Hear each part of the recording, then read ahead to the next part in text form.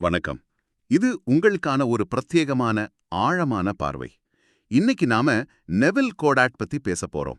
அவரோட எழுத்துக்கள், சொற்பொழிவுகள் எல்லாம் சேர்ந்த ஒரு தொகுப்பு இன்ஃபினிட் பொட்டென்ஷியல் கையில இருக்கு. ஆமா, நெவில் கோடாட் பார்படோஸ்ல பிறந்து அமெரிக்கால வாழ்ந்தவர். கொஞ்சம் மர்மமான சிந்தனையாளர்னே சொல்லலாம். அவரோட முக்கிய ஐடியா என்னன்னா, நம்ம கற்பனை திறன் இருக்கே, அதுதான் கடவுள். அதுதான் நம்ம வாழ்க்கையே உருவாக்குதுன்னு சொல்றார். ஆமா, இது கேட்கவே பயங்கரமா இருக்குல்ல. ரொம்பவே. இது ஏதோ பாசிட்டிவ் திங்கிங் மாதிரி இல்ல, அதுக்கும் மேல. கரெக்ட். இது உணர்வு நிலை பற்றியது, கான்ஷியஸ்னஸ். இந்த புக்ல 1939லேருந்து 1969 வரைக்கும் அவரோட நிறைய ஒர்க்ஸ் இருக்கு. ஆமா, ஒரு பெரிய காலகட்டம். அவரோட சிந்தனைகள் எப்படி மாறுச்சு, வளர்ந்துச்சுங்கிறத பார்க்கலாம் இதுல. வெறும் ஆசை நிறைவேறதில் ஆரம்பிச்சு எப்படி இது ஒரு பெரிய ஆன்மீக பயணமா மாறுச்சுன்னு பார்க்கலாம். சரி, உங்க வாழ்க்கையை நீங்களே எப்படி உருவாக்கலாம்னு தெரிஞ்சுக்க தயாரா? நிச்சயமா ஆரம்பிக்கலாம். இந்த தொகுப்பு அவரோட முதல் புக் அட் யோர் கமாண்ட் 1939ல வந்தது. அதுல இருந்து தொடங்குது. அதுதான் அஸ்திவாரம் மாதிரி. ஆமா, அவரோட எல்லா போதனைகளுக்கும் அதுதான் பேஸ். அவரோட மைய கருத்து இதுதான்: நான் இருக்கிறேன், ஐ ஆம். நான் இருக்கிறேன். ஆமா, இது வெறும் வார்த்தை இல்ல, இதுதான் கடவுள். இதுதான் பிரபஞ்சத்தோட அடிப்படை உண்மைன்னு சொல்றாரு. பைபிள்ல மோசஸ், டேவிட் இவங்கெல்லாம் உணர்ந்ததும் இதுதான்னு கோட் பண்றார். ஓ, அப்போ நான் இருக்கிறேன்ங்கிறது ஒரு ஒரு ஸ்டேட் ஆஃப் பீயிங். நான் என்னவா இருக்கேன்னு நான் உணர்றனோ அதுவா நான் ஆயிடுவேன், அப்படிதானே? மிகச்சரியா சொன்னீங்க. உங்க உணர்வு நிலை, உங்க கான்ஷியஸ்னஸ் தான் ஒரே யதார்த்தம். அதுதான் கடவுள். நீங்க எதை உணர்வு பூர்வமா நான் இருக்கிறேன்னு சொல்றீங்களோ அதுவாதான் நீங்க வெளிப்படுவீங்க. அப்போ பிரார்த்தனை பண்றதுங்கிறதே வேற மாதிரி ஆயிடுதே. ஆமா, அதான் அவர் சொல்றார். பிரார்த்தனைங்கிறது பிச்சை எடுக்கிறங்கல்ல, அது உங்க உரிமையை கோருவது, கிளைம் பண்றது. உதாரணமா, பணக்காரன் ஆகணும்னா நீங்க நான் ஏழைங்கிற அந்த உணர்வுல இருந்து முதல்ல வெளியில வரணும். அப்புறம் நான் இப்போ செல்வந்தன் அப்படிங்கிற அந்த நிலைய மனசளவுல ஏத்துக்கணும். அதுவா நீங்க இருக்கணும். கேட்க கொஞ்சம் எப்படி சொல்றது, ரொம்ப தீர்க்கமா இருக்கே. உண்மைதான். அவர் பைபிள் என்ன சொல்றாரு, ரகசியமா உள்ளே சென்று கதவை மூடுன்னு. இதுக்கு அர்த்தம் என்னன்னா, வெளியுலகம் சொல்றத கண்டுக்காதேன்னு அர்த்தமா? ஆமா, உங்க தற்போதைய சூழ்நிலை கதவுக்கு வெளியே சொல்றத புறக்கணிச்சிட்டு உங்க மனசுக்குள்ள நீங்க விரும்புற நிலை என்னவோ, உதாரணமா நான் செல்வந்தன், அத முழுசா உணரணும். இதுக்கு பேர் தான் பாவனை, அசம்ஷன். பாவனை ஒரு ஆக்டிங் மாதிரி. கிட்டத்தட்ட நீங்க அந்த கேரக்டரை மாறணும், மனசளவுல அந்த கேரக்டரை வாழணும். ஆக இது வெறும் நம்பிக்கை இல்ல, அது ஒரு உணர்தல், ஃபீலிங். அந்த உணர்வு நல்லா ஸ்ட்ராங் ஆனா வெளியில அதுக்கேத்த மாதிரி நடக்குமா? ஆமா, அந்த புதிய உணர்வை நீங்க முழுசா நம்பி அதுல நிலைச்சு நிக்கணும். அவரோட அடுத்த புக் ஃப்ரீடம் ஃபார் ஆல் 1942ல வந்தது. அதுல பைபிள் கதைகளையே இந்த மாதிரி உளவியல் நாடகமா பாக்குறார். நோவா கதை பத்தி சொல்றாரு. ஆமா, நோவா அறிபவர், ஷேம் பேர்விருப்பம், ஹாம் உணர்வு தீவிரம், யாப்பத் விரிவாக்கம் வெளிப்பாடு. ஒரு விருப்பத்தை, ஷேம நீங்க தீவிரமா உணரும் போது ஹாம், அது உங்க யதார்த்தத்துல விரிவடையுது யாப்பத். இதுதான் படைப்பின் சூத்திரம்னு சொல்றார். சரிதான். அப்புறம் அந்த ஈசாக்கு யாக்கோபு கதை, அது இன்னும் முக்கியம் சொன்னீங்க. ஆமா, அது ரொம்ப முக்கியமான உதாரணம். கண்ணு தெரியாத ஈசாக்கு தான் உங்க உணர்வு நிலை, கான்ஷியஸ்னஸ். ஏசா உங்க இப்போதைய பிடிக்காத யதார்த்தம். யாக்கோபு தான் உங்க ஆசை, நீங்க அடைய நினைக்கிற புதிய நிலை. ஈசாக்கு என்ன பண்ணார்? யாக்கோபோட தோலை தொட்டு உணர்ந்து, ஆனா அது ஏசாதான் நம்பி ஆசீர்வதிச்சார். புலன்களை நம்பாம உள்ளுணர்வு நம்பி. கரெக்ட்.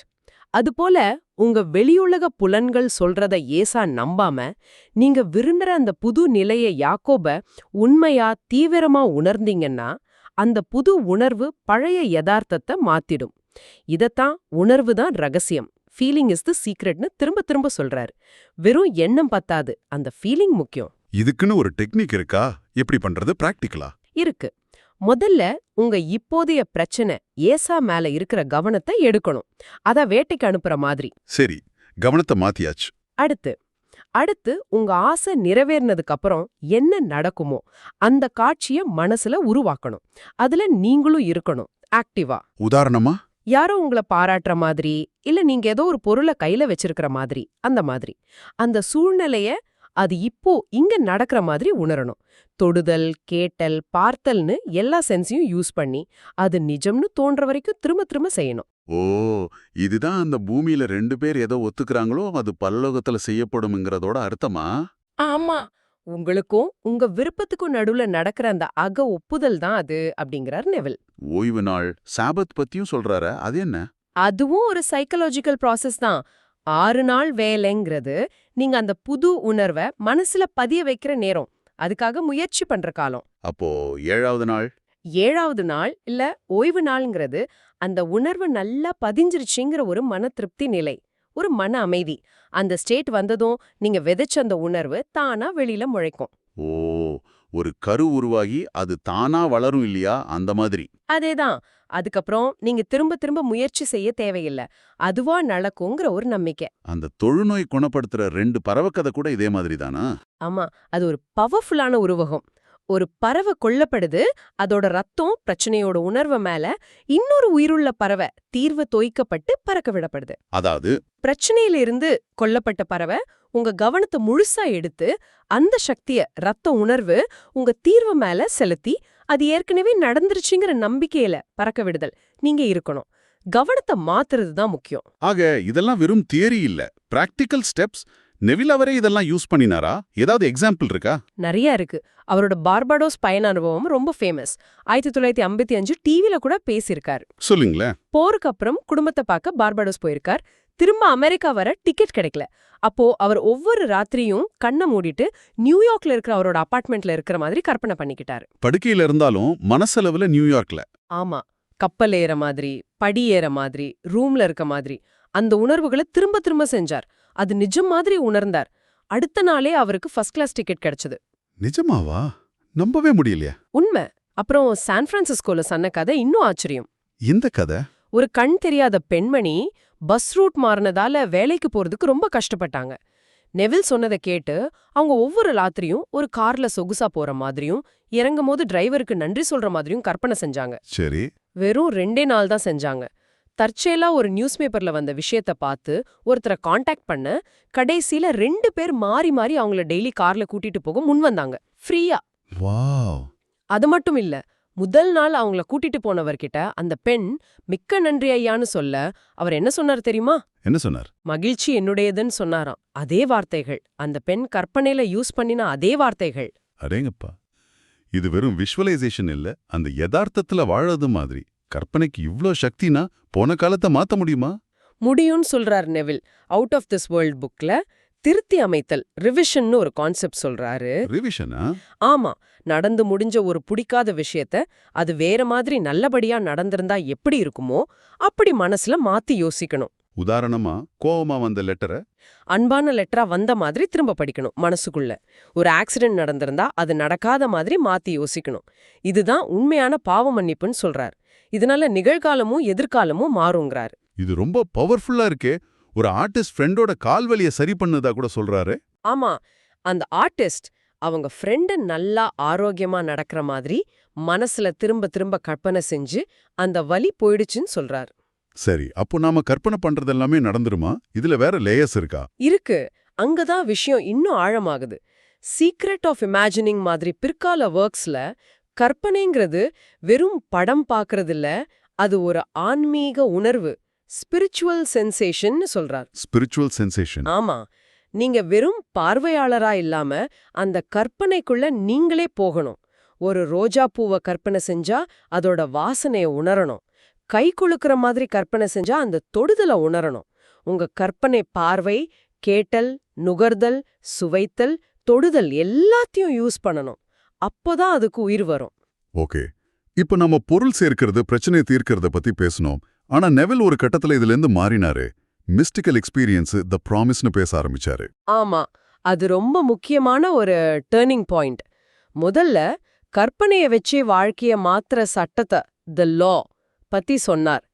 ஆனா அப்புறம் த சர்ச் மாதிரி புக்ஸ்ல அவரோட சொந்த மாய அனுபவங்களை சொல்ல ஆரம்பிச்சார். என்ன மாதிரி அனுபவங்கள்? பெத்தஸ்தா குளம் காட்சியில தன்னை உணர்ந்தது, அங்கிருந்தவங்க குணமாகிறது, அப்புறம் புத்தரை தியானிக்கும் போது அவரே புத்தரா மாறினது.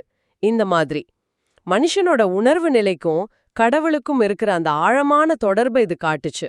அப்போ நாம எதை கற்பனை செய்யறோமோ அதுவாதான் இருக்குங்கிறதுக்கு இன்னும் ஆழமான அர்த்தம் இருக்கு. நிச்சயமா.